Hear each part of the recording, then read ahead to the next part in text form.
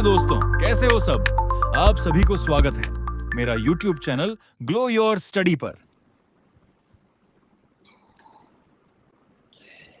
नमस्कार दोस्तों, नमस्कार नमस्कार, गुड आफ्टरनून, वेलकम।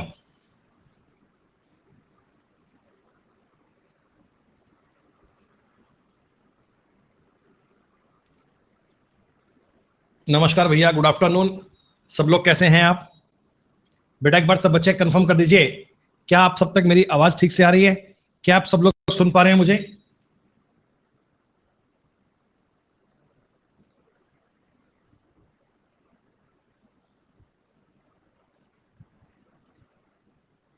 बहुत बढ़िया। तो प्यारे बच्चों, आपके फाउंडेशन कोर्स मैथ्स में 2 टॉपिक बेटा आपके अब तक पूरे हो गए थे। हमने बड़े ही डिटेल में कॉन्सेप्चुअल चलते हुए रेशो एंड प्रपोर्शन की बेटा आपको पूरी बातें बताई। उसके बाद दोस्तों आपने मिक्सचर के सारे लेवल के सवाल किए, हर प्रकार की बात आपने मिक्सचर की पढ़ी, सारे प्रकार के कॉन्सेप्ट आपने समझे दोस्तों। अब आज से आपके लिए बच्चों एक नया टॉपिक शुरू होने जा रहा है और इस टॉपिक का नाम है दोस्तों एलिगेशन। बहुत ही इंपॉर्टेंट ये टॉपिक है और मैं ये आपको बेटा बताना चाहूंगा कि allegation is not a topic, allegation is a concept. Allegation बच्चों एक कॉन्सेप्ट होता है बेटा, एलिगेशन एक कॉन्सेप्ट है और इस कॉन्सेप्ट में जिस जिस प्रकार की चीजें बनती हैं वो सारी हम पढ़ेंगे। प्यारे बच्चों, आप एलिगेशन जो पढ़ोगे ना, इसका यूज हर एक टॉपिक में मिलेगा। आपको प्रॉफिट एंड लॉस के क्वेश्चन में भी एलिगेशन देखने को मिलेगा, आपको ब्याज के सवालों में, सिंपल और कंपाउंड इंटरेस्ट में भी आपको एलिगेशन देखने को मिलेगा। यानी मैं ये मान सकता हूं जो अभी आपके टॉपिक्स चल रहे हैं ना, रेशो का यूज पूरी मैथ्स में आता है, एलिगेशन पढ़ेंगे पूरी मैथ्स में यूज आएगा, इसके बाद एवरेज पढ़ेंगे पूरी मैथ्स में यूज आएगा बच्चे। तो इनका यूज आपके लिए पूरी मैथ्स में बड़े अच्छे प्रकार से है। तो आप इन कॉन्सेप्ट को बड़े ही डिटेल में, बड़े ही अच्छे प्रकार में समझना। मैं तुम्हें चीजें एक बार नहीं, 2-2 बार, 3-3 बार रिपीट करके बताऊंगा। आप तो केवल और केवल इन बातों को समझने का प्रयास कर लीजिए, केवल और केवल इन बातों को पूरा अच्छे प्रकार से अंडरस्टैंड करने का बात कीजिएगा। अभी कोई डाउट मत पूछो बेटा, डाउट मैं आपको सारे करवा चुका हूं। अब नया टॉपिक है तो नए टॉपिक के जो कॉन्सेप्ट बनते हैं उनको पहले समझने पर ध्यान दे लो। सुनिएगा बेटा, एलिगेशन किन क्वेश्चन पर लगाया जाता है? देखिए, एलिगेशन उन पर लगाते हैं बेटा जहां 2 या 2 से ज्यादा मान सकते हैं, कम से कम 2 चीजें मिलाकर एक मिश्रण बनाते हैं, 2 चीजें मिलाते हैं, तो वहां पर हम एलिगेशन अप्लाई करते हैं। जैसे मान लो दोस्तों, एक एग्जांपल के लिए बता रहा हूं, एक कहानी को सुनना और कॉन्सेप्ट क्या है इस कॉन्सेप्ट को समझना बच्चे, इस कॉन्सेप्ट को समझना। दोस्तों मान लो एक बार आप मार्केट गए, आपने मार्केट में दुकानदार से पूछा कि भाई चीनी क्या रेट है। एक चीनी पड़ी थी मार्केट में अच्छे प्रकार की, फर्स्ट टाइप की चीनी थी। आपने कहा रेट क्या है? तो उन्होंने बताया सर ये आपको मिलेगी 40 रुपीज पर केजी। उन्होंने बताया आपको चीनी पड़ेगी 40 रुपीज पर केजी। और बेटा मान लो आपने x किलोग्राम चीनी परचेज कर ली है। मान लीजिए बेटा आपने x किलोग्राम चीनी परचेज कर ली है। आपने कहा सर मुझे ये चीनी आप लोग ना x किलोग्राम तोल दो, x किलोग्राम चीनी आपने ले ली है। क्लियर बात है? फिर वहीं बेटा आपको एक चीनी और दिख गई, एक सेकंड प्रकार की चीनी दुकान पर और पड़ी थी। आपने उनसे पूछा कि भाई साहब ये चीनी जो पड़ी है पैकेट में ये कौन सी है? दुकानदार ने कहा भाई ये महंगे वाली चीनी है, 50 रुपए पर केजी है, 50 रुपए पर केजी है। और आपने कहा ठीक है ये वाली चीनी भी मुझे y किलोग्राम तोल दो। बात समझ में आ रही है बेटा? आपने दुकानदार से पूछा कि ये वाली चीनी क्या रेट है? उसने कहा 45। आपने x किलोग्राम चीनी ले ली है। ये चीनी क्या रेट है? 50 रुपए। आपने y किलोग्राम ये चीनी भी ले ली है। अब दोस्तों आपने जब टोटल कैलकुलेट किया ना, आपने ये देखा ना मेरी जेब से कितने रुपए लग गए और मेरे को चीनी कितनी मिल गई। तो जो एवरेज रेट मिल रहा है आपको, एवरेज रेट मिल रहा है ना बेटा, वो मिल रहा है 43 रुपीज पर केजी का। भाई अपन एवरेज निकालते हैं ना, भी मान लो 40 रुपए के हिसाब से चीनी ली, 50 के हिसाब से चीनी ली, तो उनमें जो आपको एवरेज रेट मिला ना वो 43 रुपीज पर केजी का मिला। तो ये आपके सामने जानकारी थी। अब बड़े तरीके में मेरी बात को पहले आप समझना। देखो ऐसा है, तुमने 40 रुपए वाली चीनी x किलोग्राम खरीदी है, तुम्हारी जेब से इतना खर्चा होगा क्या बेटा? 40 रुपए वाली चीनी तुमने अगर x किलोग्राम खरीदी है तो तुम्हारा खर्चा कितना होगा? 40 प्लस x। हाँ। और 50 रुपए वाली चीनी, 50 रुपए वाली चीनी तुमने y किलोग्राम खरीदी है तो इतना खर्चा हो गया। 40 वाली चीनी और 50 वाली चीनी तुमने x किलोग्राम और y किलोग्राम खरीदी है, तो ये तुम्हारा टोटल खर्चा हो गया। हाँ जी सर, एवरेज का रेट मिल रहा है 43, ये तुमको सवाल में गिवन है, ये तुमको सवाल में दिया गया, और 43 रुपए में तुम्हारे पास x प्लस y किलोग्राम चीनी आई है क्या? 43 रुपीज में आपके पास में x प्लस y किलोग्राम चीनी आई है क्या? हाँ जी, 43 रुपए में मेरे पास x प्लस y किलोग्राम चीनी आई है। क्या बच्चों दोनों खर्चे बराबर होंगे? भाई 40 रुपए के हिसाब से, 40 रुपए के हिसाब से x किलोग्राम, 50 के हिसाब से y किलोग्राम टोटल खर्चा, और एवरेज रेट 43 गुणा x प्लस y बराबर होगा। देखो थोड़ा बहुत जानकारियों को उठापटक करते हैं। मैं अगर अपने सवाल को समझता हूं, 40x प्लस 50y बराबर बन रहा है दोस्तों 43x प्लस 43y। इस x वाले को इधर ले आओ, मतलब 43x माइनस 40x, और यहां बनेगा 50y माइनस 43y। क्या इतनी बात बन रही है बेटा? आपने कहा हाँ जी सर। x इनमें से अगर कॉमन ले लेंगे तो 43 माइनस 40, और इनमें से बेटा अगर मैं y कॉमन ले लूंगा तो अंदर बनेगा 50 माइनस 43। x और y का अगर अपने को रेशो चाहिए 50 माइनस 43 बटा में 43 माइनस 40, ये आपके सामने पूरा कॉन्सेप्ट आ गया, ये आपके सामने पूरी बात आ गई। सर अगर मान लो कभी मुझे इस x और y का रेशो ज्ञात करना हो, x और y का अनुपात ज्ञात करना हो ना, तो हम इसके लिए बड़ा ही सिंपल और बेसिक तरीका लगाया करते हैं। क्या सर? y कैसे आया? y आया 43 माइनस 40। देखो यानी कि इन दोनों का डिफरेंस लोगे बेटा, इनका डिफरेंस लोगे तो 3 आएगा, और ये x कैसे आएगा? ये 50 और 43 का डिफरेंस आएगा 7। तो मैं आपको ये बात कहना चाहता हूं, मैं आपको एक बात कहना चाहता हूं बेटा, कि आपने अगर दो मात्राएं मिलाई हैं बेटा, और तुम्हें उनका एवरेज का रेट पता है, तुम्हें उनका बीच का रेट पता है, तो आप उनका ऐसे डिफरेंस लोगे तो उनकी क्वांटिटी का रेशो बन जाएगा, उनकी क्वांटिटी का अनुपात बन जाएगा। कहना यह चाहता हूं बेटा कि मान लीजिए आपके सामने 40 रुपए पर केजी और 50 रुपए पर केजी की चीनी थी, हमने इस प्रकार मिलाया कि एवरेज का रेट 43 रुपए है, तो उनकी क्वांटिटी, उनकी मात्रा का अनुपात ज्ञात करो। तो मात्रा का अनुपात ज्ञात करने के लिए ना बेटा, आप इनका डिफरेंस लेना 3, इनका डिफरेंस लेना 7, ये अनुपात बनेगा 7:3। और चाहो देखो आप ट्राई कर सकते हो, चाहो तो ट्राई कर सकते हो बेटा। आपने कहा सर ये वाली चीज 40 रुपए किलो है, तुमने मान लो 7 किलो खरीदी होती तो 280 रुपए की आती। ये वाली चीनी 50 रुपए पर केजी है, तुमने अगर 3 किलो खरीदी होती तो 150 रुपए की आती बेटा। कुल मिलाकर तुम्हारी जेब से 430 रुपए खर्चा होता, और 430 में 10 किलोग्राम चीनी आती, तो एवरेज का रेट 43 आ रहा है ना बच्चों? एवरेज का रेट 43 आ रहा है। हाँ, ये बात मैं आपको कहना चाहता हूं, ध्यान देना। जब भी कभी तुम्हें ऐसा दो चीजों का रेट दे दिया जाए और मिक्सचर का रेट दे दिया जाए ना, तो क्वांटिटी का अनुपात ज्ञात करना बेहद आसान काम होता है, बेहद इजी काम होता है बेटा। क्वांटिटी को ज्ञात करना आपके लिए बेहद सिंपल काम होता है। एक एग्जांपल से बात को और समझते हैं। एक एग्जांपल से आपको मैं कहानी और बता रहा हूं बेटा। आपके सामने बाजार में चाय पत्ती की 2 किस्में हैं। जो पहली चाय पत्ती है, मान लो 300 रुपए पर केजी है। आप दुकान पर गए, आपने कहा जी ये चाय पत्ती क्या रेट है? तो आपने कहा जी 300 रुपए पर केजी है, ठीक है। एक चाय पत्ती और पड़ी थी, उसका रेट दुकानदार ने बताया 420 रुपए पर केजी। आपने पूछा भाई ये क्या रेट लगाओगे? उन्होंने कहा ये 420 रुपए पर केजी। अब मैं आपको ये पूछ रहा हूं कि इन दोनों को किस अनुपात में मिलाऊं? चाय पत्ती फर्स्ट वाली, चाय पत्ती सेकंड वाली, किस अनुपात में मिलाऊं कि मिश्रण का रेट 350 रुपए पर केजी आए? मिश्रण का रेट 350 रुपए पर केजी आए। अगर आपको दोनों चाय पत्ती का अनुपात ज्ञात करना है, देखो इनका डिफरेंस तो आ रहा है 50 और इनका डिफरेंस आ रहा है 70। प्यारे बच्चों, ये जो अनुपात बनता है ना, ये मात्रा यानी कि क्वांटिटी का अनुपात बनता है, तो 7:5 में मिलाना चाहिए, 7:5 में मिलाना चाहिए। क्या तुमको बात समझ में आई क्या? और देखो एक बात आप ये भी समझो ना बेटा, अब ये रेशो बन गया। अब आपको मैं अगर ये बोल दूं कि फर्स्ट वाली क्वांटिटी मान लो फर्स्ट वाली क्वांटिटी मान लो 280 किलोग्राम है, तो बताओ ना सेकंड वाली क्वांटिटी कितनी होगी? ऐसा पूछ सकते हैं, ऐसा पूछ सकते हैं ना? तो आप कहना बिल्कुल पूछ सकते हैं सर।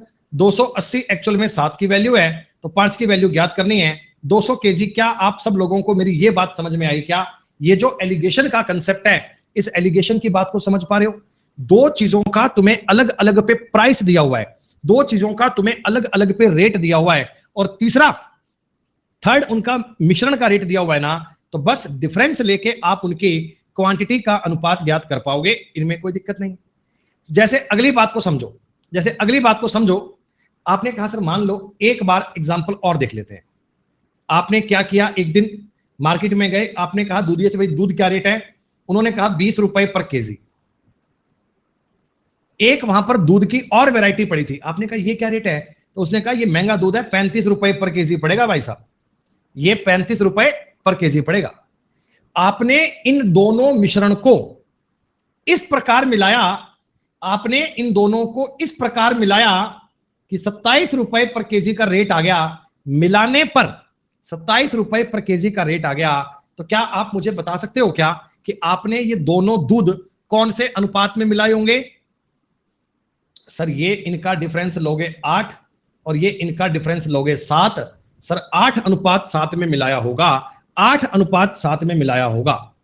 अब अगर मैं तुमको कह दूं कि ये फर्स्ट प्रकार का दूध है, ये सेकंड प्रकार का, भाई फर्स्ट प्रकार का दूध मान लो 200 किलोग्राम लिया आपने, मान लो, तो सेकंड प्रकार का कितना लिया होगा? ये वैल्यू सिस्टम है दोस्तों, ये 8 की वैल्यू है, तो 7 की वैल्यू तुम्हें ज्ञात करनी है, और आपने कहा जी 175 केजी मिलेगा।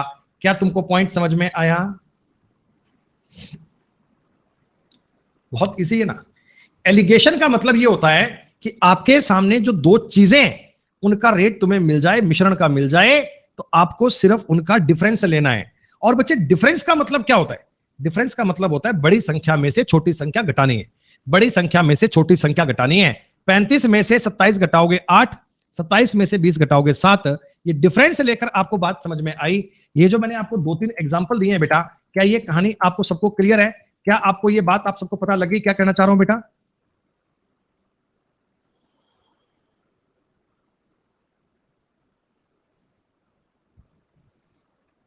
देखो यहां पर क्या होता है ना, मैं तुम्हें जो चीजें बता रहा हूं उस बात को बिल्कुल ध्यान से समझना। तुम लोग एक दिन मार्केट में गए, तुमने वहां पर एक प्रकार के चावल देखे, तुमने एक प्रकार के चावल देखे। चावल मान लो बेटा उन्होंने कहा जी 25 रुपए पर केजी है, फर्स्ट प्रकार के चावल हैं। और एक चावल की वैरायटी और थी, उसकी कीमत है 40 रुपए पर केजी। उनके पास चावल की कीमत कितनी है? 40 रुपए पर केजी। अब आपने दुकानदार को कहा भाई मुझे तो ये चावल मिक्स कर दो दोनों, पर इस प्रकार करना, इस प्रकार करना कि मेरा जो एवरेज रेट है ना, एवरेज रेट है जो मिलाकर वो 30 रुपए पर केजी से ज्यादा नहीं है। देखो मेरी बात सुनना, ये इन दोनों चावलों का प्राइस है, कीमत है, और ये मिश्रण की कीमत है, इसको अपन बोलते हैं मीन वैल्यू। प्यारे बच्चों एक बात मुझे बताना, एक बात मुझे बताना, ठीक है तुम्हारा आंसर आ गया, बढ़िया बात है, सुनो मेरी बात एक बार। देखो तुम एक प्रैक्टिकल बात सोचो, तुम प्रैक्टिकल सोचो बेटा। तुम मार्केट से दो प्रकार के चावल लेकर आए, एक चावल की कीमत है 25 रुपए पर केजी, दूसरे प्रकार की चावल की कीमत है 40 रुपए पर केजी, 40 रुपए पर केजी। तो आपका जो एवरेज रेट पड़ेगा, आपका जो एवरेज रेट पड़ेगा वो कहीं ना कहीं 25 से ज्यादा और 40 से कम पड़ेगा ना बेटा। भाई प्रैक्टिकल चीज है, तुम मार्केट में जाओ, तुम मार्केट में जाओ, तुमने कहा कुछ चावल 25 वाले, कुछ चावल 40 वाले, तो मिलाकर रेट है ना वो 25 से तो कम कभी नहीं आ सकता और 40 से ऊपर नहीं जाएगा, कहीं ना कहीं उनके बीच में ही एग्जिस्ट करेगा। हो सकता है 40 के करीब हो, 25 के करीब हो, पर कहीं ना कहीं बताओ उनके बीच में आएगा ना।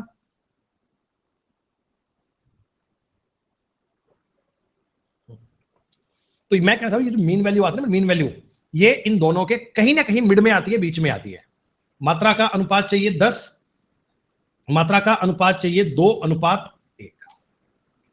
अब सवाल कहता कि यदि उसने टोटल चावल 150 किलो लिए थे, अगर ग्राहक ने टोटल चावल 150 किलो लिए थे, तो बताओ 150 में से फर्स्ट वाले कितने हैं और सेकंड वाले कितने हैं? बताओ बेटा फर्स्ट वाले कितने हैं, सेकंड वाले कितने हैं? दोनों टाइप के चावल की मात्रा ज्ञात कर सकते हो क्या? सर आप कहना जी ये वाले आएंगे 100 केजी और ये वाले आएंगे 50 केजी। ये मैंने आपको बेसिक कंसेप्ट बताया है इस टॉपिक का जो बेसिक एरिया वो बताया है। एलिगेशन सवालों पे अप्लाई करना आगे सीखते हैं अपन, लेकिन फिलहाल आपको जितना पढ़ा उतनी बात समझ में आ रही है।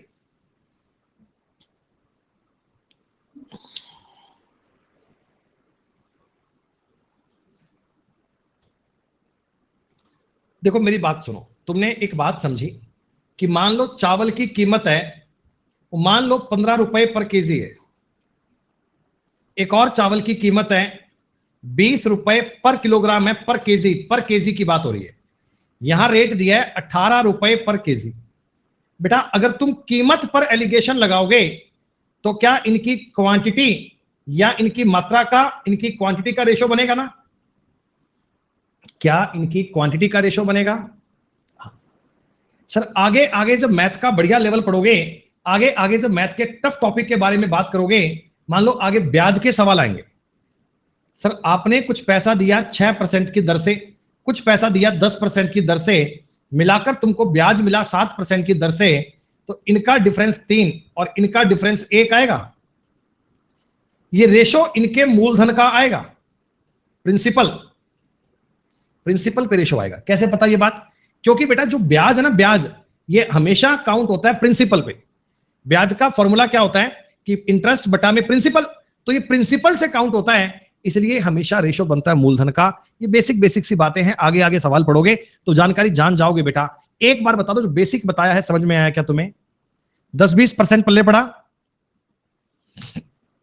सुनो मेरी बात, पहले मैंने बच्चों बहुत ही इजी इजी प्रकार के बहुत ही प्यारे प्यारे क्वेश्चन लिए हैं ताकि मैं ये जानकारियां आपको समझा पाऊं, इनके लॉजिक आपको बता पाऊं। ये बात मैं आपको बताने की कोशिश कर रहा हूं, सुनिएगा।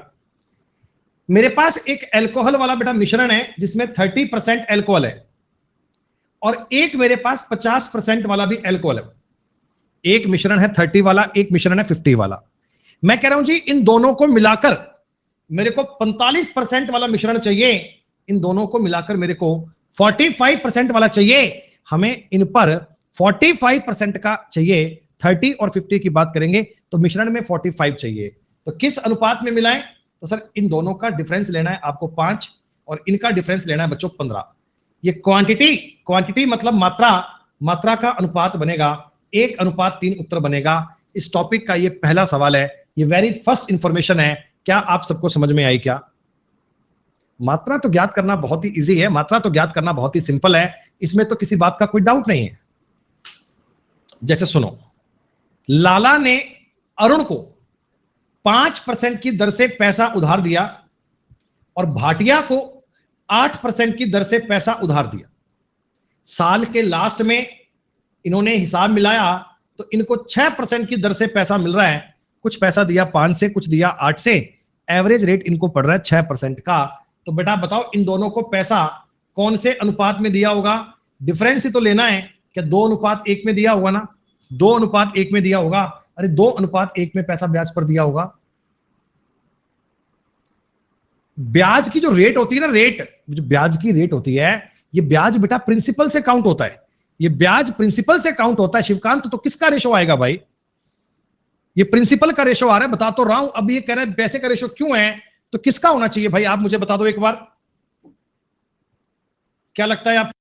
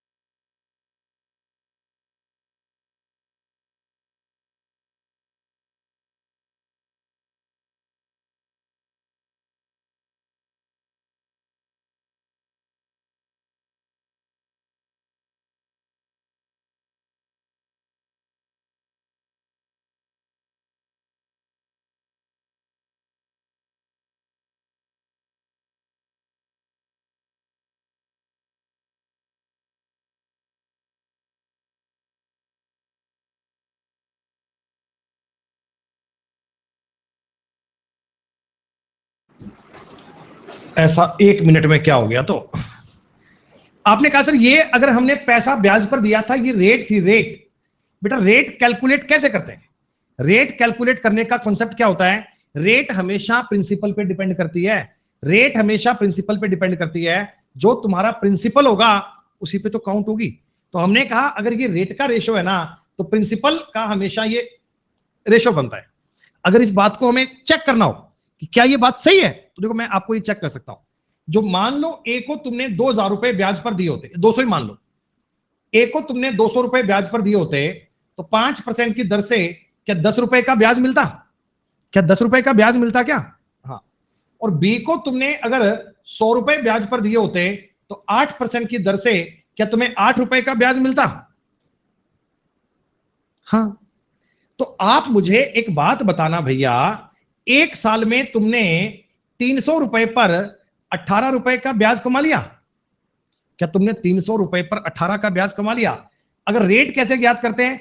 सर 18 का ब्याज आया, 300 पर आया, गुणा में 100 और परसेंट, क्या 6% ही रहा है क्या? यही तो 6 मिल रहा है तुम्हें। तो आपने कहा सर ये तो बात ही बड़ी सिंपल है। तो अगर कभी भी किसी सवाल में तुम ब्याज पर अगर कभी एलिगेशन लगाओगे तो आपको प्रिंसिपल का रेशो मिलेगा, कीमत पर लगाओगे तो उनकी क्वांटिटी का रेशो मिलेगा। क्या ये बात क्लियर है? सुनो सर, 15% चीनी का घोल है और 40% का घोल है, इनको मिलाया तो 30% वाला घोल मिल गया, 30% वाला। सर इनकी मात्रा 10, इनकी मात्रा 15, क्या बता दो जी क्वांटिटी 2:3 में आनी चाहिए क्या? अरे जब भी कभी दो अलग अलग मात्राओं को मिलाया जाएगा, जब भी कभी दो चीजों को ऐसे मिक्स करोगे तो क्वांटिटी पूछे ना क्वांटिटी, तो उसके लिए आपको एलिगेशन अप्लाई करना चाहिए, उसके लिए एलिगेशन का कॉन्सेप्ट आपको पता लगना चाहिए। थोड़ी थोड़ी बात समझ में आ रही है?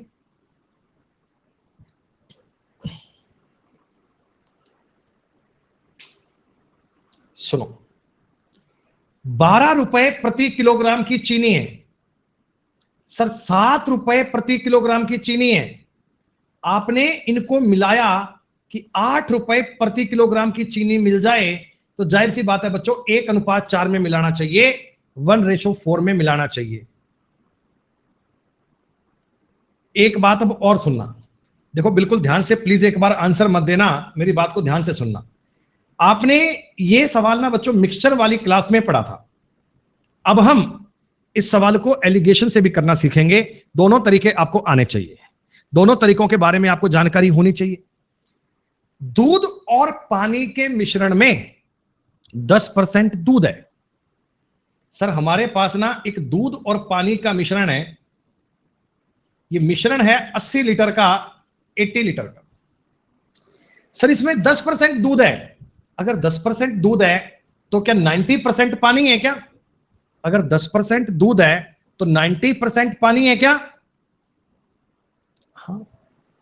मिश्रण में पानी को 80% करने के लिए कितना दूध मिलाएंगे? बेटा आपने कितना ऐसा दूध मिलाया कि पानी का परसेंटेज 80 हो जाए? अरे पानी का परसेंटेज 80 तो दूध का 20। क्या मैं इसको काट के 1:4 कर दूं? क्या आपने इसको काट के 1:4 कर दिया? लेकिन आपको पता है सर आपने केवल दूध की मात्रा डाली है, बेटा पानी तो आपने नहीं मिलाया, पानी तो आपने नहीं डाला। तो क्या हमें पानी को बराबर करना चाहिए? क्या हमें पानी को बराबर करना चाहिए? सर पानी को बराबर करने के लिए इसका 4 से गुणा कर दो, तो ये बनेगा 4 और ये बनेगा 36। सर इसका 9 से गुणा कर दो तो ये बनेगा 9 और ये बनेगा 36। हमने ऐसी जानकारियां, हमने ऐसे कॉन्सेप्ट पहले मिश्रण वाली क्लास में पढ़ाए हैं तुम्हें। सर देखो पानी को बराबर कर दिया, ओके। 80 लीटर क्या था? ये टोटल था, टोटल का मतलब ये 40 की वैल्यू है। सर दूध कितना मिलाया है? दूध आपने 4 से 9 कर दिया, यानी 5 मिलाया है, तो 10 लीटर आपने ऐड किया होगा। क्या ये बात क्लियर है? अब मैं देखो यही क्वेश्चन तुम्हें बता रहा हूं एलिगेशन से, तरीके तुम्हें सारे आने चाहिए। अब आप एलिगेशन सवाल पे कैसे लगता है वो समझो बेटा।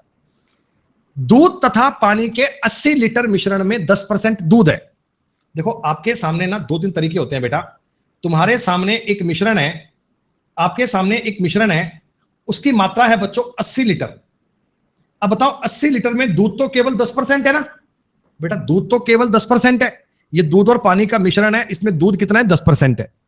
सर आपने इसमें दूध डाला है प्योर, आपने इसमें दूध डाला है प्योर, तो जो तुम मिला रहे हो प्योर बेटा वो 100% दूध ही डाल रहे हो। जब इसमें तुम सब दूध डाल रहे हो तो वो 100% दूध डाल रहे हो, प्योर दूध है वो तो, प्योर दूध।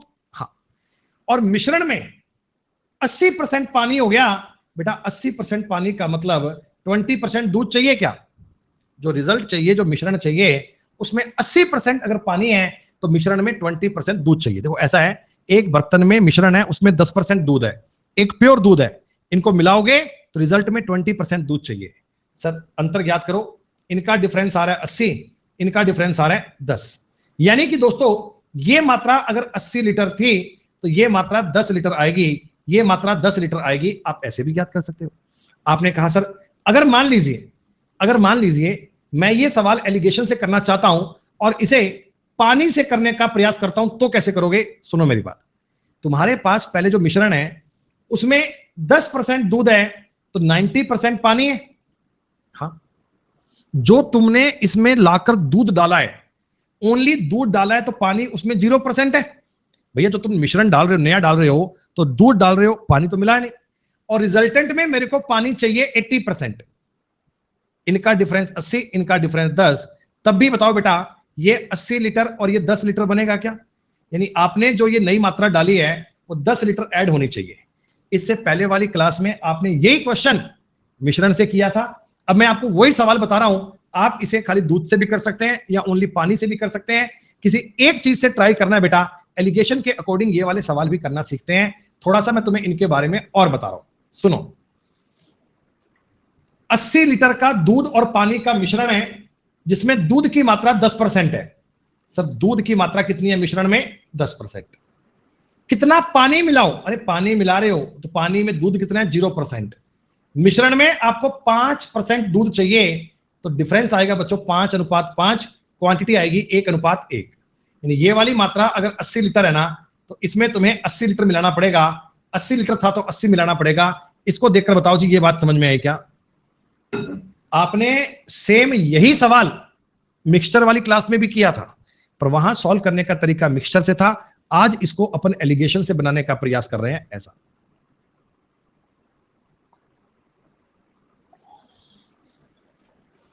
सर आपने कहा जी अगर मैं इसमें पानी से सवाल करूं तो भी हो जाएगा।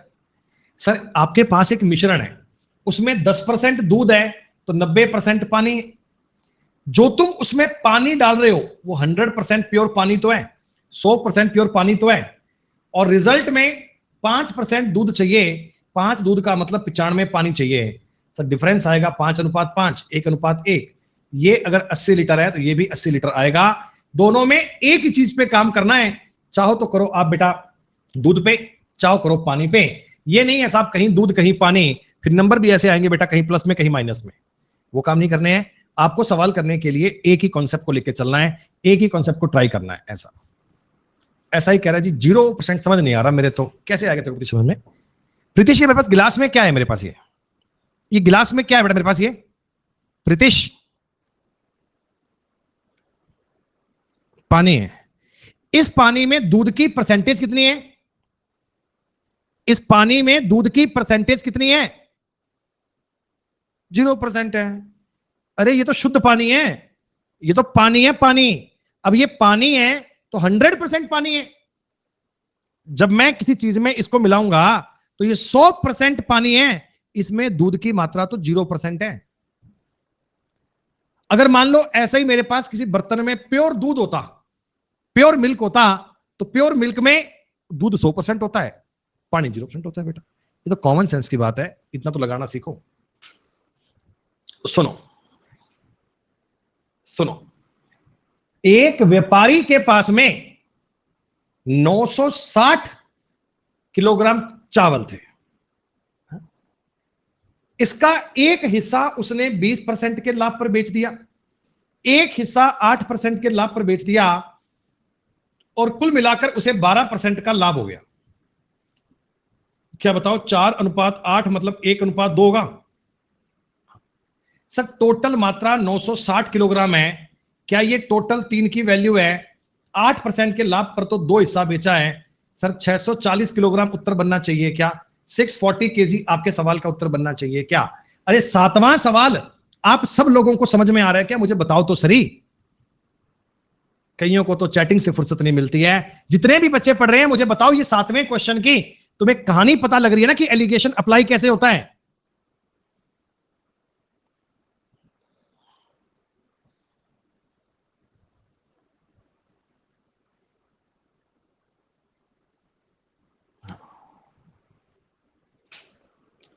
सुनो, मैं तुम्हें कह रहा हूं दूध और पानी का एक मिश्रण है।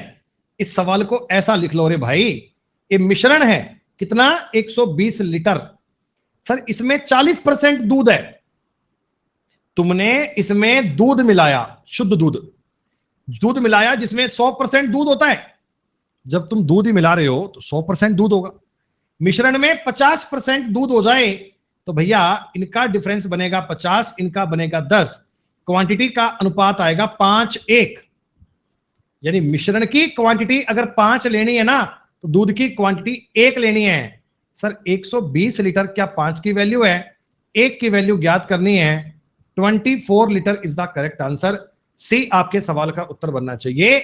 सी आपके सवाल का उत्तर आना चाहिए। C is the right answer. C is the correct answer. क्या 24 उत्तर आना चाहिए क्या?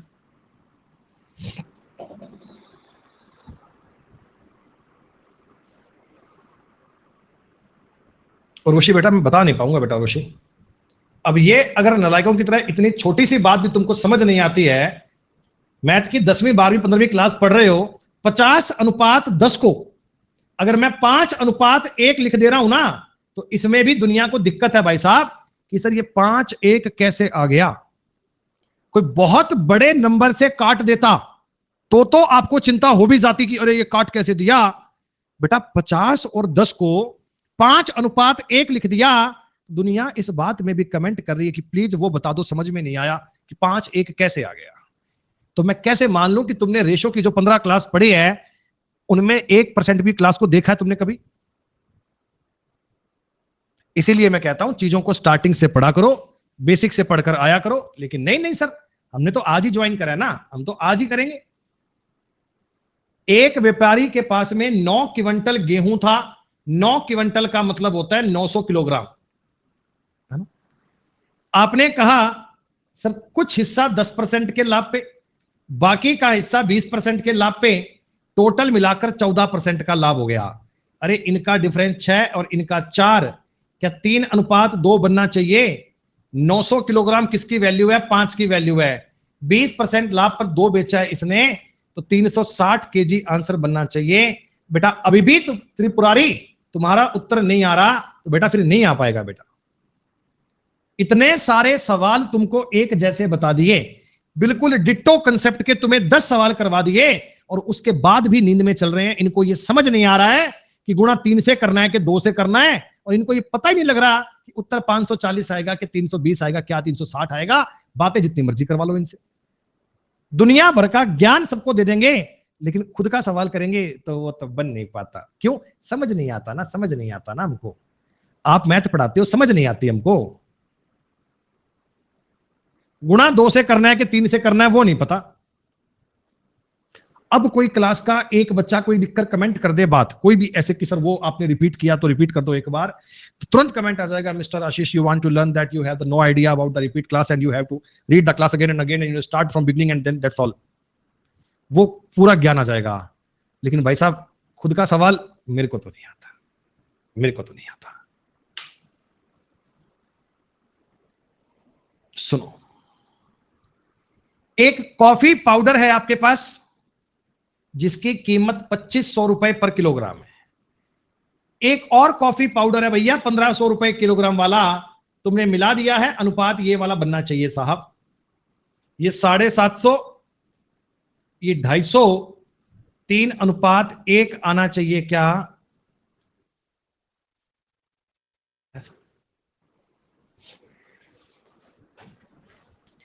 कितने सिंपल सवाल की बात देख रहे हो। मतलब ना एलिगेशन का बेटा तुम्हें समझ में आना जरूरी है। बहुत सारे क्वेश्चंस होंगे, ब्याज के सवाल, प्रॉफिट लॉस के क्वेश्चन, जिनमें ये एलिगेशन काम आएगा। तो उन जगह पे जब मैं आगे तुम्हें उस टॉपिक के सवाल करवा रहा हूँ ना, जब आगे मैं तुमको ब्याज पढ़ा रहा हूँ ना, तो मैं बोलूंगा कि इसमें एलिगेशन लगा दो, तो कई बोलेंगे सर वो क्या होता है। हम कहेंगे भैया स्टार्टिंग से पढ़ना था, कह रहे मैंने तो आज ही ज्वाइन करा, आज समझ में नहीं आएगा, तो नहीं आएगा भाई, नहीं आएगा। स्टार्टिंग से पढ़ोगे तो ही बात बनेगी। सुनो मेरी बात, दो प्रकार की चीनी है। पहली चीनी है 5.60 रुपए पर केजी, दूसरे प्रकार की चीनी है 6.40 रुपए पर केजी। आपने दोनों प्रकार की चीनियों को मिलाया कि मिश्रण की कीमत 6.20 रुपए पर केजी हो जाए। तो पहली बात तो देखो, आप इनका डिफरेंस ज्ञात करो। ये हो गया 0.2 और ये हो गया 0.6। क्या 1:3 आना चाहिए क्या?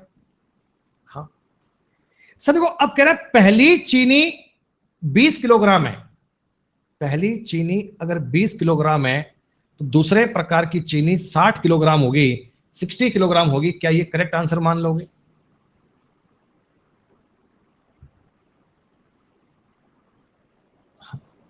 देखो स्टार्टिंग के क्वेश्चन में क्या था, तुमको रेशो दिया गया। अब मान लो कोई एक चीज की क्वांटिटी दे दी, दूसरी की पूछी है, तो भी कोई दिक्कत थोड़ी है। हमेशा मेन वैल्यू जो बीच में आती है वो उन दोनों के कहीं ना कहीं बीच में आती है। सर हमारे स्कूल में ना बॉयज और गर्ल्स हैं, 55% लड़कों ने परीक्षा पास की है, 75% लड़कियों ने पास करी है, और टोटल बच्चों में 63% ने पास करी है। सर ये 12 आएगा और ये 8 आएगा, ये आना चाहिए 3:2। आपने कहा सर टोटल बच्चे 600 थे, अगर ये 5 की वैल्यू है तो 120 या 360 और ये 240 आना चाहिए, ऐसा। ये आपके सवाल का उत्तर है। मैं तुम्हें सारे सवाल इसीलिए करवा रहा हूं कि तुम्हें हर एक लैंग्वेज क्लियर हो जाए। तुम्हें दो दो बार ये चीजें रिपीट करनी है। जितनी धीमे तुम्हें मैं ये बता रहा हूं उतना धीमे कंटेंट तुम्हें कहीं मिलेगा नहीं, बस तरीके से तुमको बातें पढ़नी आनी चाहिए। सुनो, 80 लीटर की एक टंकी है जिसमें दूध और पानी मिले हुए हैं, टोटल टंकी 80 लीटर की है। देखो इसमें से मैंने दूध निकाला तो दूध निकाला है बच्चों 70%, मैंने इसमें से पानी निकाला तो पानी निकाला है 30%। टंकी जिससे 55% खाली हो गई। सर पूरी टंकी पे तो फर्क पड़ा है 55% का।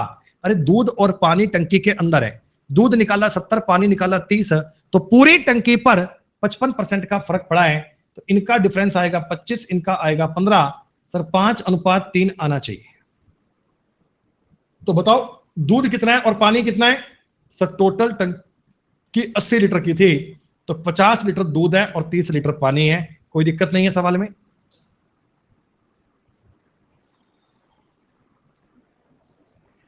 पचास बच्चों में 43 रुपीज बांटे, प्रत्येक लड़के को 94 पैसे मिले, प्रत्येक लड़की को 69 पैसे मिले। बेटा बॉयज और गर्ल्स में प्रत्येक लड़के को 94 पैसे मिले, प्रत्येक लड़की को 69 पैसे मिले। तो मैं देखता हूं कि एवरेज में क्या निकला। अरे मेरे पास टोटल पैसे कितने हैं? 4300 कह दूं बेटा। अगर 43 रुपए हैं, मैं ये पैसों में काउंट कर लूं, पैसों में तो 4300 पैसे हैं। अगर 50 लोगों में बांटोगे तो प्रत्येक बच्चे को एवरेज ऑल 86 पैसा मिलना चाहिए। लड़कों को मिल रहे हैं 94 पैसे, लड़कियों को 69, पूरी क्लास को एवरेज मिल रहा है 86 पैसे का। सर इन दोनों का अगर आप डिफरेंस लेंगे 17 आएगा, इन दोनों का आप डिफरेंस लेंगे 8 आएगा। सर बॉयज और गर्ल्स इस रेशो में आने चाहिए। पूरी क्लास में बच्चे थे 50, ये 50 टोटल की वैल्यू है 25, ये 2 बार कटेगा तो सर ये हो गए 34, तो बॉयज हो गए और 16 गर्ल्स हो गई। 34 बॉयज 16 गर्ल्स, 50 का ऑप्शन यही मिल रहा है। ये आपने ट्राई कर लिया बेटा। मतलब देखो लैंग्वेज चेंज हो रही है, सवाल की भाषा बदली जा रही है। कई बार दूध पानी में पानी डाल दिया, दूध डाल दिया, बॉयज गर्ल्स आगे पैसा बांट दिया, अलग अलग प्रकार की भाषा आपको दे रहा है, लेकिन कॉन्सेप्ट एक ही है और कॉन्सेप्ट है एलिगेशन। मेरा आपको सिखाने का बच्चों मोटिव ये है कि आप कोई लैंग्वेज पढ़ें और उसमें एलिगेशन अप्लाई हो सकता है, ये बात तुमको जज करनी आनी चाहिए। प्रत्येक बॉयज को 90 पैसा दिया, गर्ल्स को 65 पैसा दिया। अरे ये बताओ एवरेज कितना मिला? 41 रुपए अगर 50 बच्चों में बंटेंगे तो एवरेज मिलेगा 82। तो रेशो तो वही आ रहा है बेटा 17:8। 17:8 का मतलब 34 तो आएंगे लड़के और 16 आएंगी लड़कियां। ये आएंगे ऐसा और ऐसा, 34 और 16 बनना चाहिए। क्या ये बात सही है? 55 65 का है। अरे 65 कर लो यार, इसको 65 कर लो भैया, 65 कर लो, कोई बात नहीं। 65 कर दिया। रॉन्ग डाटा इन इंग्लिश, गलत है। No no no no no English, no English, गलत कर दिया सर। अरे अरे तूफान आ गया सर, तूफान आ गलत कर दिया। कंसेप्ट समझ लो ना, कंसेप्ट समझ लो नालायको, कंसेप्ट समझ लो, कंसेप्ट की बात क्या चल रही है।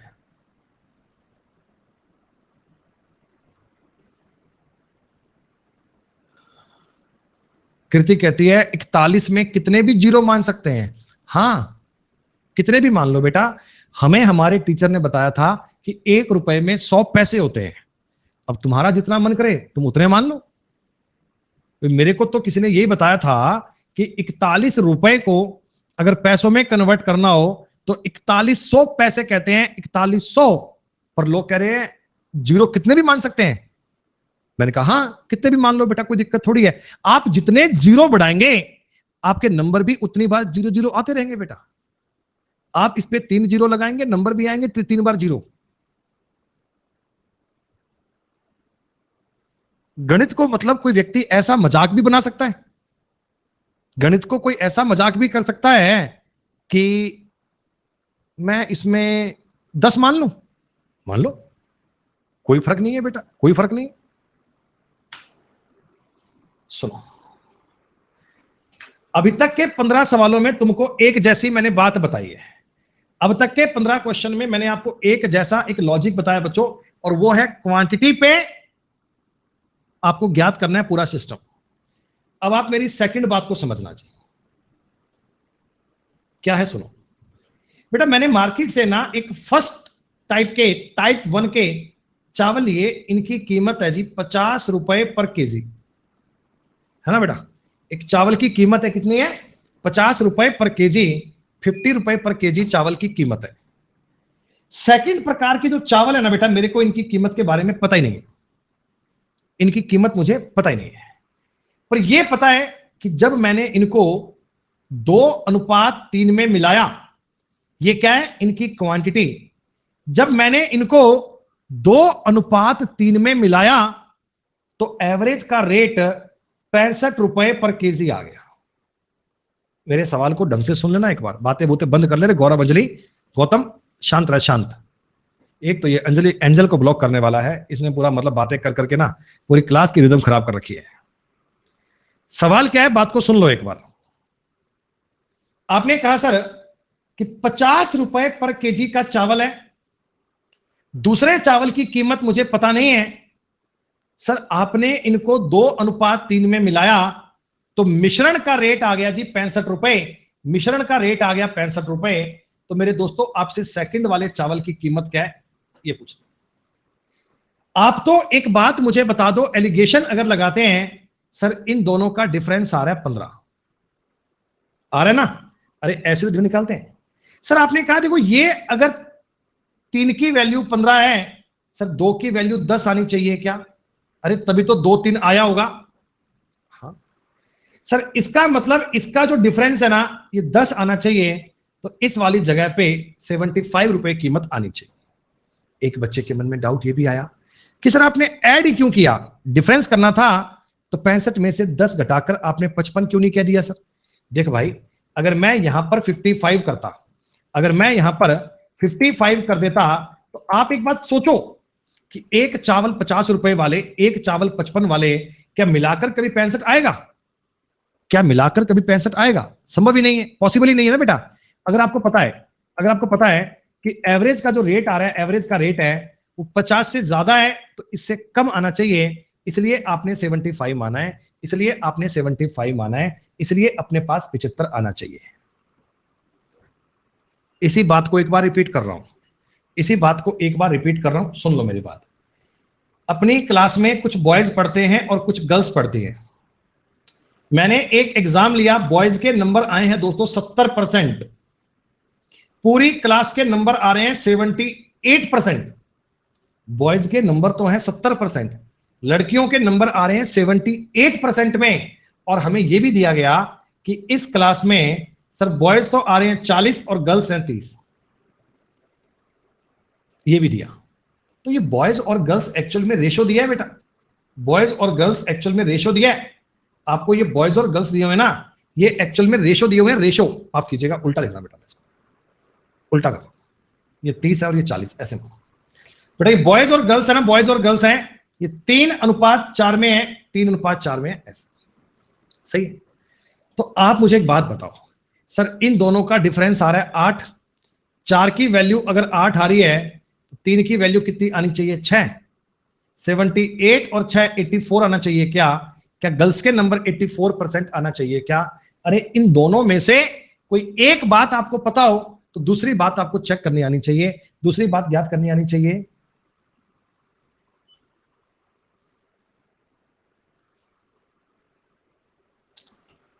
एक बात और समझो सर, क्लास में ए प्रकार की चीज बी प्रकार की मार्केट में चीज है, इसकी कीमत तो है 50 रुपए पर केजी। सेकंड वाले की कीमत का मुझे कोई आइडिया नहीं है, मिश्रण की कीमत है 43 रुपए पर केजी। आपने जो मार्केट से क्वांटिटी इनकी परचेज करी है वो 4:7 में करी है, ये मात्रा का भी अनुपात दे दिया। दोस्तों बी की बताओ कीमत क्या रही होगी, बी का रेट बताओ, सारे बच्चे बताओ बी का रेट क्या रहा होगा, बी की कीमत क्या रही होगी? 47 वाले बच्चे, मेरे को लगता नहीं कि आप लोग ठीक काम कर रहे हो बेटा। 47 तो इस सवाल का उत्तर कभी आ ही नहीं सकता। नींद से जाग नहीं पा रहे हैं 47 वाले, 47 वाले चीज से नींद से जाग नहीं पा रहे हैं बेटा। अरे नालायको, इनका डिफरेंस 7 है, यहां 4 आना चाहिए। 43 में 4 जोड़ का है, घटाओगे ना यार, घटाओगे ना। अरे एक संख्या अगर 43 से बड़ी है तो एक संख्या 43 से कम आएगी ना। अरे भाई तुमने 2 प्रकार के चावल लिए, इसकी कीमत 50 रुपए, मिश्रण की कीमत 43 रुपए, और अगर तुम इसकी कीमत 47 मान रहे हो तो क्या कायदे से पॉसिबल है क्या? क्या कायदे से पॉसिबल है क्या? तुम बाजार से चावल लाए 50 वाले 47 वाले मिलाकर 43 रेट आ गया। थोड़ा बहुत प्रैक्टिकल दिमाग लगाओ यार।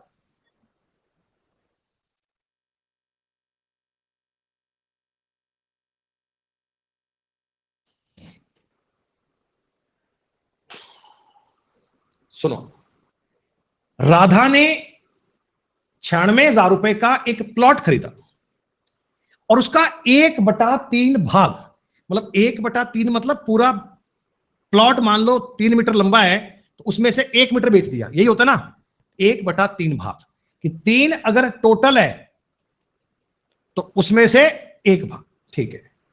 इसने 10% की हानि पर बेचा। अरे भैया 10% की हानि और ये लॉस, क्या लॉस को माइनस में कह सकते हैं? तुमने 10% घाटे में बेच दिया। दूसरे हिस्से को कितने में बेचे कि 20% का प्रॉफिट हो जाए पूरे सौदे में। बेटा आप ये बताना मुझे, इनका जो अनुपात है भागों का वो 1:2 आना चाहिए क्या? पूरा प्लॉट अगर 3 था, 1 भाग तो आपने 10% के लॉस पर बेच दिया, 2 भाग आज भी बाकी हैं, 2 भाग आज भी बाकी हैं। सर इन दोनों का अंतर बनेगा 30, 2 की वैल्यू 30, 1 की वैल्यू 15, तो 20 और 15 35, ये आपके सवाल का उत्तर बन गया। अच्छा आपने 35 कैसे किया, तुमको ये पता लग गया ना, आपने 20 में 15 ऐड ही क्यों किया, ये तुमको समझ में आ गया ना।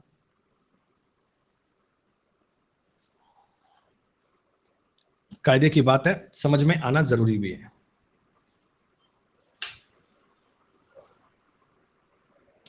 अब देखो एक और सवाल पढ़ते हैं, कितना प्यारा क्वेश्चन है बेटा। एक आदमी 2600 रुपए, बेटा ये 2600 का टोटल खर्चा किया जेब से, इसमें एक तो खरीदी बफेलो, एक खरीदी काऊ। भैंस पर उसे 25% का लाभ हुआ, गाय पर उसे 20% का लाभ हुआ, कुल मिलाकर उसको 23 सही 1/13% का लाभ हुआ। ऐसा ही है क्या? बी का मतलब बफेलो, सी का मतलब काऊ, और कुल मिलाकर उसे 23 सही 1/3% का लाभ हुआ। बेटा इनका जब अंतर लोगे तो 23 में से 20 घटाओगे, 3 सही 1/13 आएगा। बोलो बोलो बोलो बोलो, क्या इनका डिफरेंस यही तो आएगा? हाँ, और इनका डिफरेंस आएगा 1/12/13। अब ये मत सोचना कि ये डिफरेंस कैसे आ गया, बेटा ये घटाना तो आपको आना चाहिए, अगर नहीं आया तो नंबर सिस्टम में ये भी तुमको बता दूंगा।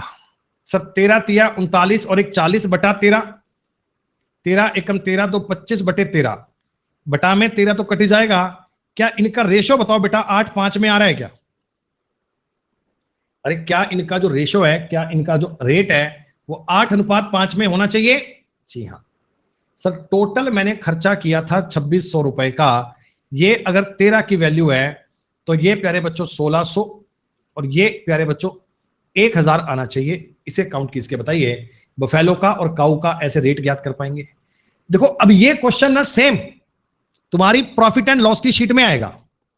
अब ये प्रॉफिट एंड लॉस की शीट में आएगा क्योंकि सवाल में क्या हो रहा है, भैंस को बेचने पर लाभ हो रहा है, गाय पर लाभ हो रहा है, मिलाकर लाभ हो रहा है ना, लाभ की क्रय मूल्य की बातें हो रही हैं, लाभ की क्रय मूल्य की बातें हो रही हैं।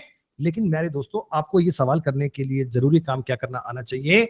एलिगेशन अप्लाई करना आना चाहिए। मैं इसीलिए तो आपको बता रहा हूं, एलिगेशन एक टॉपिक नहीं है, ये कंसेप्ट है जो ब्याज के सवाल में भी काम आएगा, ये इस प्रकार के क्वेश्चन में भी काम आएगा। क्या ये बात आप लोग कर पा रहे हैं?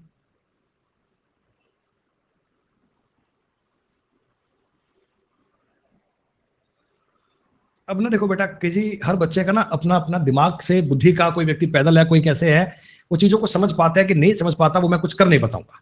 अब आप मूर्खों की तरह ये कमेंट कर रहे हो कि सर ये एक सही 12/13 कैसे आ गया, इससे पहले 16 क्वेश्चन कर लिए थे, तब क्या नींद में थे? तुमको ये पता नहीं लग रहा कि 25 में से अगर 23 सही 1/13 घटाना होगा तो घटाकर क्या बनेगा? इन दोनों का डिफरेंस लेना है। मैंने तो इनका डिफरेंस ले लिया, ये बनेगा। 5 मिनट का ब्रेक ले रहा हूं, 5 मिनट में इनका डिफरेंस लेके और चेक कर लेना ये बनना चाहिए कि नहीं बनना चाहिए, देख लेना।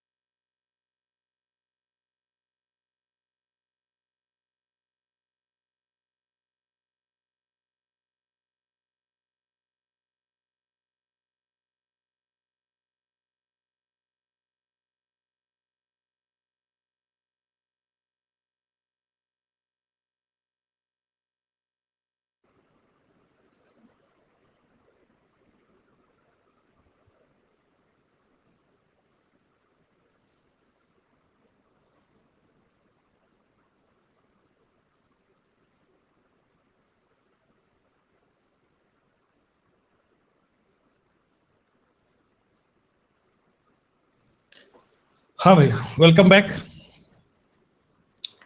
17 नंबर सवाल तक की क्या आपको बात क्लियर है? सवाल आपको समझ में आया?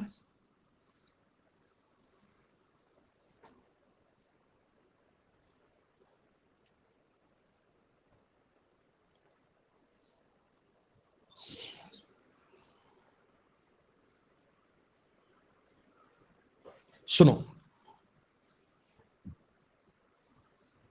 एक तरल पी, को लिक्विड पी है, ये पानी से 10/7 गुना भारी है। पानी अगर 7 है तो पी का वजन कितना है? 10, यही है।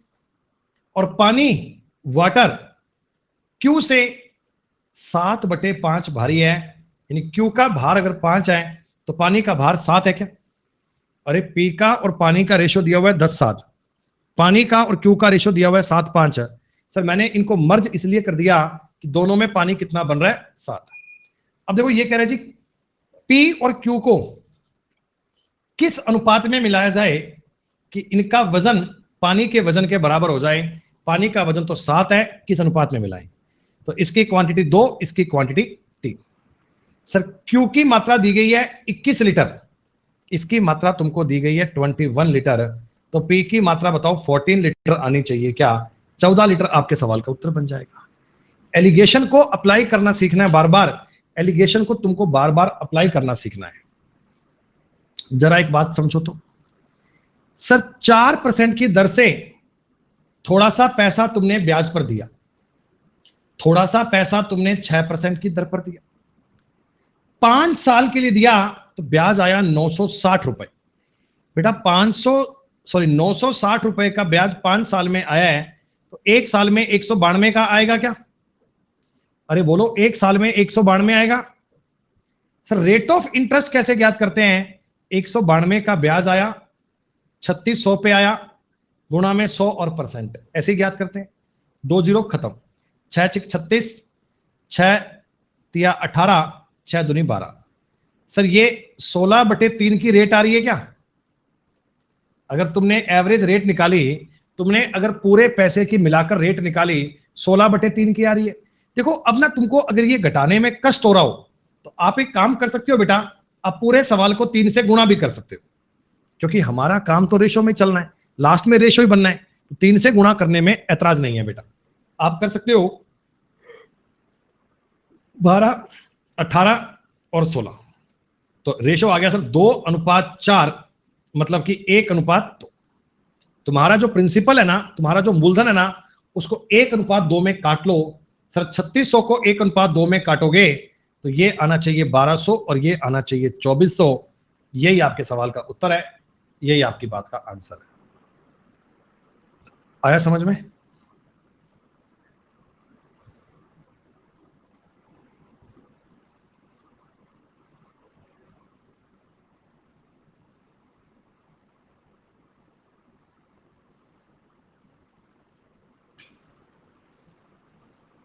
सुनो, आपने कभी किसी प्रीवियस ईयर में किसी मॉक टेस्ट में कहीं ना कहीं इस प्रकार के सवाल देखे होंगे जहां पर ये हेड और फुट वाले क्वेश्चन मिलते हैं। बहुत जगह पर बेटा आपने इसका फॉर्मूला भी देखा होगा, है ना? इस सवाल को बेसिक से करने की आर्ट भी आपने पढ़ी होगी, कई बच्चों ने इसको एक्स के आधार पर भी किया होगा। कई प्रकार की चीजें होती हैं, पर देखो जो कॉन्सेप्ट है उस पर ध्यान दो। एक चिड़ियाघर में सर कुछ तो हिरण है और कुछ बतख है। अब ये बात तो आप जानते हैं कि सर गिने जाएं तो 180 है, यानी टोटल एनिमल्स के 180 हेड है। हर जानवर का हेड तो एक ही होता है, चाहे बतख हो चाहे हिरण हो, तो 180 जानवर हैं टोटल। पैर गिने जाएं पैर तो 448 है, 448 है। ठीक है, आप मुझे एक बात बताओ, सर ये 180 के 180 अगर हिरण होते, ये सारे अगर हिरण होते, 180 हिरण होते, तो क्या इनके 720 पैर होते क्या? अगर सारे हिरण होते तो क्या इनके 720 पैर होते? और अगर सारी मैं बतख मान लूं, अगर सारी मैं बतख मान लूं, तो बेटा आपने 2-2 पैर माने हैं, 360 पैर हो गए। मैं सारे के सारे अगर हिरण मान लूंगा तो कहानी अलग है, सारी की सारी बतख मान लूंगा तो इतने पैर हैं, लेकिन सवाल कह रहा है जी इनके पैर 448 हैं, मिलाकर इनके पैर 448 हैं, तो अब तुम्हें केवल इनका डिफरेंस लेना है। सर जी इन दोनों का डिफरेंस लेंगे, ये हो गया 450, 112, माफ कीजिएगा यार उल्टा घटा दिया, 88, और इनका डिफरेंस लोगे, इनका डिफरेंस लोगे तो ये आ जाएगा जी 172।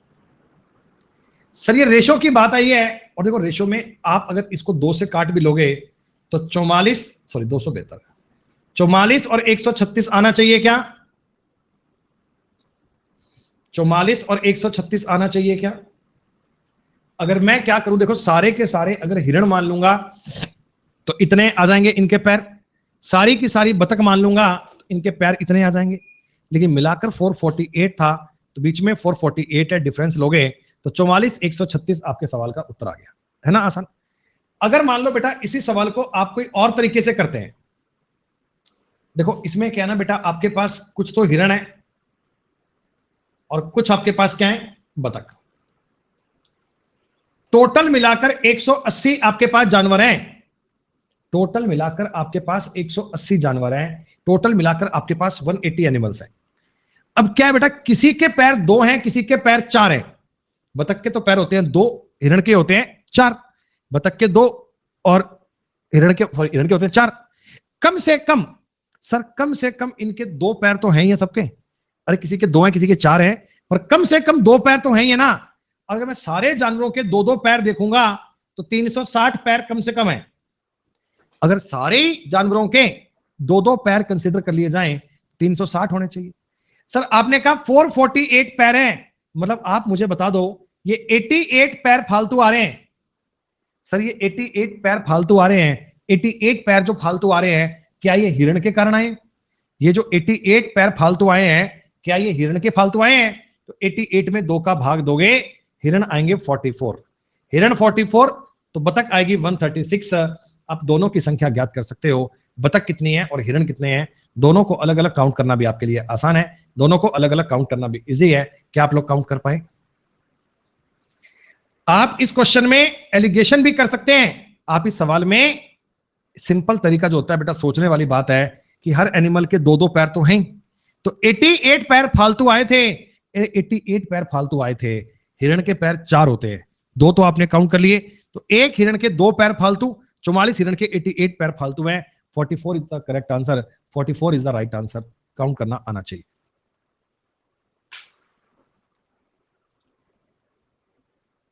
अरे 44 136 को क्यों काटेगा रे प्रिंस, जब मेरे को 180 एनिमल करने हैं, इनका जोड़ 180 हो तो गया, इनका जोड़ 180 हो तो गया। अब तेरा मन करे कि ना ना काटूंगा, मैं तो काटूंगा, तो काट ले भाई, ये ले, ऐसे काट लेना। अब क्या करना, 180 में 45 का भाग कर लेना और दोबारा फिर 11 से गुणा कर लेना, फिर दोबारा ये नोट कर लेना। मैं तुम्हारा टाइम बचाने का प्रयास कर रहा हूं, कह रहे ना ना ना ना बढ़ाओ, सवाल एक पेज में करेंगे कि वो तरीका बताओ, वो कर ले भाई। जरा देखो, कबूतर के 2 पैर हैं, खरगोश के 4 पैर हैं, कबूतर के 2 हैं, खरगोश के 4 हैं। सर अगर मैं सारे सारे एनिमल 90 हैं, इनके पैर गिनू ना, तो कम से कम 180 पैर तो होने चाहिए, कम से कम 180 पैर तो होने चाहिए। ये 64 पैर जो फालतू आ रहे हैं, सॉरी माफ कीजिएगा, 44 पैर जो फालतू आ रहे हैं, ये खरगोश के कारण आ रहे हैं, तो 22 आपके पास होने चाहिए रैबिट, 22 रैबिट तो बाकी के पिजन, 22 रैबिट बाकी के पिजन। आपने कहा एलिगेशन से बताओ, पिजन और रैबिट, 90 पिजन होते 180 पैर, 90 रैबिट के 360 पैर, टोटल पैर हो गए 224, 136 आएगा और इनका डिफरेंस आएगा 244, 2 का भाग देना 68 और 22 बनना चाहिए। ऐसे एलिगेशन भी करना आना चाहिए, दोनों तरीके याद होने चाहिए बेटा। सुनो सर, सोने की 2 अंगूठियां हैं। अब इसके बाद दोस्तों आपके लिए नई कहानी शुरू होती है। अब इसके बाद तुम्हारी नई बात शुरू होती है। क्या तुमको 21 नंबर तक की बात सबको क्लियर है क्या?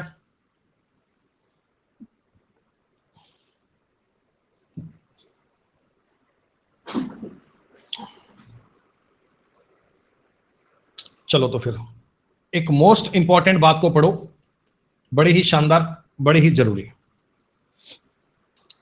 बेटा तुम्हारे पास ना एक फर्स्ट कैटेगरी के चावल हैं, एक सेकंड कैटेगरी के चावल हैं।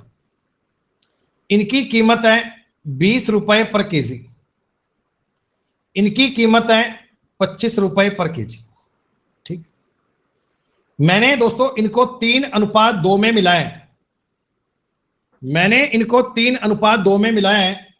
तो क्या मुझे आप इस मिश्रण का ये बीच का रेट है ये ज्ञात करना है, यानी सवाल में तुम्हें मीन वैल्यू ज्ञात करनी है, ये सीखनी है। पहले मेरी बात को सुन लो एक बार, है ना, ऐसे आंसर मत दिया करो पागलों की तरह, पहले बात को सुन लिया करो। जब कंसेप्ट बता रहा हूं तो कंसेप्ट पढ़ने पर ध्यान दे लो।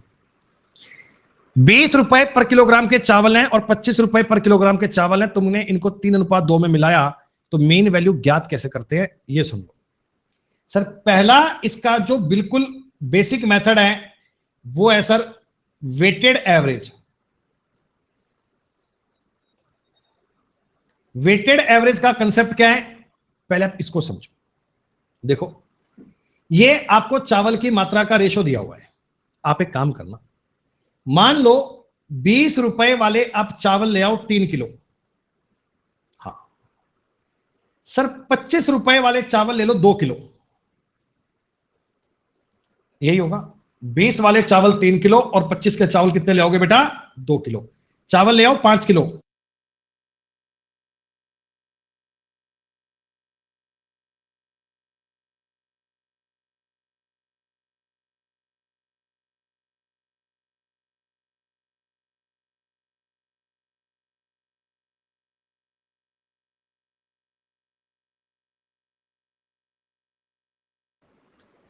आपने 20 वाले चावल 3 किलो, 25 के चावल 2 किलो लिए बेटा, इतने रुपए में क्या बताओ 5 किलो चावल आ गए क्या? इतने में चावल कितने 5 किलो आ गए ना। सर आप कहना जी 110 रुपए का खर्चा हो गया और 5 किलो चावल आ गए, तो एवरेज का रेट पड़ गया 22 रुपए पर केजी। 22 रुपए पर केजी की आपको बात समझ में आ रही है? ये वेटेड एवरेज का तरीका था। आपको ना एक सेकंड तरीका और समझना है। ये सेकंड तरीका दोस्तों, इसका नाम है डिफरेंस मेथड। ये क्या होता है सुनो, इसकी कीमत 20 रुपए, इसकी कीमत 25 रुपए, क्वांटिटी मिलाई है 3:2 में, और आपको ये ज्ञात करना है। यही बात है बेटा, यही बात है ना। सुनो आप एक काम किया करो, 20 का और 25 का डिफरेंस कितना है? 5 का डिफरेंस है क्या? अरे 20 में और 25 में डिफरेंस कितना है? 5 का है। तो 5 को अगर आप 3:2 में तोड़ोगे तो 3:2 ही बनेगा। अगर मैं 5 को 3:2 में तोड़ूंगा तो 3:2 ही बनेगा। तो बस हो गया। चाहो तो 20 में 2 जोड़ लो, चाहो तो 25 में 3 कम कर लो, 22 बनेगा। अरे डेटा यहां और यहां सेट होना चाहिए, तो डिफरेंस मेथड से भी तो 22 आ रहा है, देखो ऐसे भी तो 22 आ रहा है। वेटेड एवरेज अपनी जगह पे जरूरी है, डिफरेंस मेथड अपनी जगह पे जरूरी है, लेकिन तीसरा तरीका जो मैं आपको बता रहा हूं ना, तुम्हें हमेशा इस पर काम करना है। यह है आपकी मैथ्स की जान, इसका नाम है डेविएशन। डेविएशन क्या है दोस्तों? 20 रुपए पर केजी के और 25 रुपए पर केजी के आपने चावल 3:2 में खरीदे हैं और मीन वैल्यू ज्ञात करनी है। मीन वैल्यू देखो, आप ये बताओ जो एवरेज आपका रेट पड़ेगा वो कहीं ना कहीं 20 से ज्यादा और 25 से कम मिलेगा क्या? अरे कहीं ना कहीं 20 से ज्यादा और 25 से कम मिलेगा। मैं तुम्हें कहता हूं कुछ मर्जी मान लो, कुछ मर्जी मान लो। आपने कहा जी मैंने तो सर 23 रुपए मान लिया, 23 रुपए मान लिया, ठीक। अब मेरी बात को बड़े कायदे में सुनना, बड़े कायदे में सुनना बेटा। आपने माना है कितना? 23। 23 यहां लिखा हुआ है 20, यहां लिखा हुआ है 20। क्या बताओ बेटा, देखो वहां पर 20 लिखा हुआ है, क्या माइनस का 3 है ना, 3 कम है ना। अरे आपने 23 माना है, वहां पर 20 लिखा हुआ है, 3 कम है, 3 कम है 3 बार, 3 कम है 3 बार, तो माइनस का 9 कर दूं, माइनस का 9। सर ये माइनस का देखो यहां पे 23 है, वहां पर 20 है, 3 कम है, 3 कम कितनी बार है? 3 बार, 9 कम हो गया। सर ये 25 बताओ, 25 आपके नंबर से 2 ज्यादा है। हाँ सर 2 ज्यादा है 2 बार, और प्लस का हो गया 4, प्लस का हो गया 4। ये डेविएशन इन 5 लोगों में इक्वल इक्वल डिस्ट्रीब्यूट कर दो। सर 9 में 4 घटाओगे 5, 5 में 5 का भाग दोगे 1, 23 में से 1 घटाओगे 22। डेविएशन, डेविएशन ज्ञात करने के लिए तुम्हारा जैसा मन करे वैसा ट्राई कर दो, लेकिन बेटा आपको ये मीन वैल्यू ज्ञात करनी आनी चाहिए। ये मीन वैल्यू ज्ञात करने के 3 तरीके हैं, ये मीन वैल्यू ज्ञात करने के 3 मेथड हैं, ये 3 प्रकार की चीजें हैं, हमें तीनों पर काम करना है, हमें तीनों बातों को समझना है। एक एग्जांपल से और ट्राई करते हैं, सुनो क्या है। अपनी क्लास में कुछ बॉयज हैं और कुछ गर्ल्स हैं। आपने कहा जी बॉयज के एवरेज नंबर आए हैं 70, गर्ल्स के एवरेज नंबर आए हैं 85, और पूरी क्लास में number of boys and number of girls है ना वो 3:2 में है, 3:2 में है। ये नंबर ऑफ गर्ल्स हैं और नंबर ऑफ बॉयज है जो इस क्लास में आपको दिए जा रहे हैं। ऐसा उत्तर मत दीजिए प्लीज, उत्तर मत दीजिए प्लीज, मेरे तरीकों को समझना। बॉयज के एवरेज नंबर आ रहे हैं 70, गर्ल्स के नंबर आ रहे हैं 85, और इनकी संख्या नंबर ऑफ स्टूडेंट 3:2 में। सर पहला तरीका देखो क्या होता है, उसका नाम होता है वेटेड एवरेज। क्या वेटेड एवरेज यही है क्या? 70 गुणा 3, 85 गुणा 2 और 5 लोगों में इक्वल इक्वल बांट दो। हाँ सर ये बन गया 210 और ये बन गया 170 5। सर ये बन गया 380/5, 76 आना चाहिए। सही बात है क्या? वेटेड एवरेज के अकॉर्डिंग आपने चेक करा तो वेटेड एवरेज से आपका जो मीन वैल्यू है ये 76 बन रही है। हाँ सर आपने कहा आपने एक तरीका हमें अभी अभी बताया था डिफरेंस वाला, क्या वो काम करेगा? मैं कहूंगा जी हाँ बिल्कुल करेगा। तो बॉयज के 70, गर्ल्स के 85, नंबर ऑफ स्टूडेंट है 3:2 में। आप तो ये बता दो 70 और 85 में 15 का डिफरेंस है क्या? अरे 15 का डिफरेंस है क्या? सर 15 को अगर 3:2 में काटोगे इधर 9 इधर 6 बनेगा। 15 को अगर 3:2 में काटोगे 9 6 बनेगा। अब चाहो तो 70 में 6 जोड़ लो 76, चाहो तो 85 में 9 कम कर लो 76। अरे यहां नंबर वही तो आएगा कि इनका डिफरेंस ये बनता हो। तो ऐसे भी 76 आ रहे हैं। क्या डिफरेंस मेथड की बात समझ में आई? अगर डिफरेंस मेथड भी आ गया तो अब तीसरा जो डेविएशन है इसको और समझो। मैं तुम्हें एक बात बता रहा हूं भाई, इस 70 और 85 के बीच में कोई भी नंबर मान लो आपने 80 मान लिया, ये नंबर 80 में से 10 कम है, ये नंबर 80 में से 10 कम है और 3 बार कम है, गुणा में 3 कर दो। ये नंबर 80 में 5 ज्यादा है और 2 बार ज्यादा है तो प्लस का 5 गुना 2 है। ये पूरी चीज है ना 3 और 2 5 लोगों में इक्वल इक्वल बांट दो। ये पूरी बात है ना 5 लोगों में इक्वल इक्वल बांट दो। सर ये बन गया 80 प्लस माइनस का 30 प्लस का 10 माइनस का 20, माइनस का 20/5 माइनस का 4 हो गया। तब भी बताओ 76 आ रहा है क्या? आप सोचो सर मैं अगर 80 नहीं मानता कुछ और मानता तो मैं कह रहा हूं जो भी मान लो, जो तुम्हारा जी करे वो मान लो, जिसपे तुम्हारा दिल राजी हो वो मान लो, आपका उत्तर हमेशा यही बनेगा। इससे ज्यादा कभी अलग आंसर नहीं आ सकता। जैसे कि मेरी बात सुनना बेटा, पहले वाली रिंग में सोना है 20 कैरेट, दूसरे वाली में 15 कैरेट, वजन 18 ग्राम है, 12 ग्राम है, वजन का रेशो 3:2 है। बच्चों मीन वैल्यू बताओ 18 आनी चाहिए क्या? मीन वैल्यू 18 बननी चाहिए ना? हाँ तो बस ये कुछ जानकारियां हैं, इनको बेटा आपने ट्राई कर लिया, आपने पढ़ लिया, आपने सोच लिया, और बाकी के सवाल अब हम करेंगे बाद में। अब आज इतना ही पढ़ो, इसके बाद बेटा 5 बजे मिलेंगे, तब मैं जो कंसेप्ट तुमको आज क्लास में बताया ना इसके प्रीवियस ईयर के क्वेश्चंस करवाऊंगा, लास्ट ईयर में इनके आए हुए सवाल बताऊंगा। आज की क्लास में जो आपको डेविएशन का, जो आपको एलिगेशन का बेसिक कॉन्सेप्ट बताया है, मैं उम्मीद करता हूं कि आप सबको समझ में आया होगा। बेटा इसको आप जब कल क्लास में आओ ना तो उससे पहले एक बार रिवाइज करके आइएगा पक्का, उसको एक बार पहले से रिवाइज करके आइएगा। बिना रिवीजन मजा नहीं आएगा बात का, रिवीजन आपके लिए मैंडेटरी है। ठीक है जी, धन्यवाद। अब थोड़ा रुक जाना, वीडियो अच्छी लगे तो लाइक शेयर और सब्सक्राइब करना मत भूलना। याद तो रहेगा ना? चलो चलते हैं, बाय।